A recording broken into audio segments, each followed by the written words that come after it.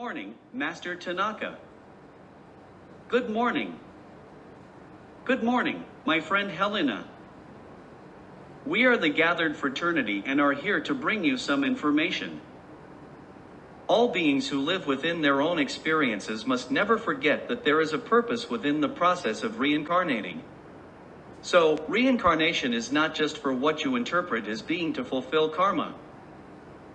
However, reincarnation is always an open and accessible process for everyone to generate self-learning within themselves. So, there is knowledge within all people, but much of it is dormant. Because they are asleep, they interpret that they do not have this knowledge. But I say that this is a mistake. All you want to do to lead to a form of experience is remember that the resource only presents itself from the moment you generate a process of choices, from the moment you create a decision.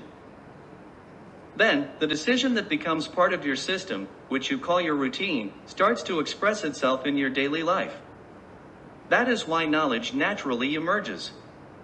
However, what must always be conscious in all beings is that free will generates it. So, no one outside of you can do this activity for you.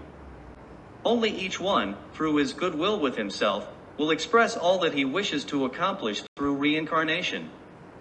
That is why we always bring within our words the awareness that everyone lives in an interpretive process. Everyone only expresses their ways of being but notices them as various interpretations generate them.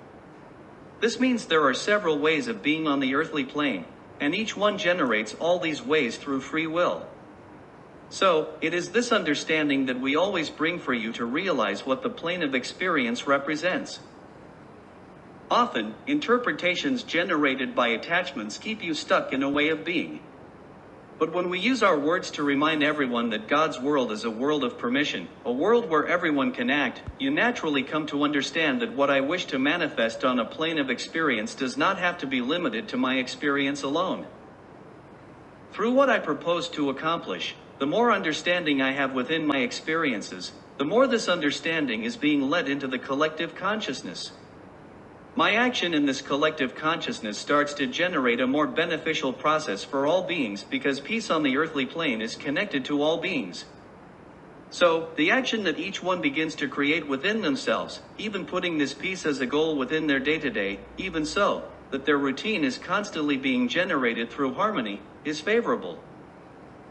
Because everything being accomplished by each of you is being conducted for all, the proper connection, the oneness that is always present within all beings, is allowed to express itself on the earthly plane.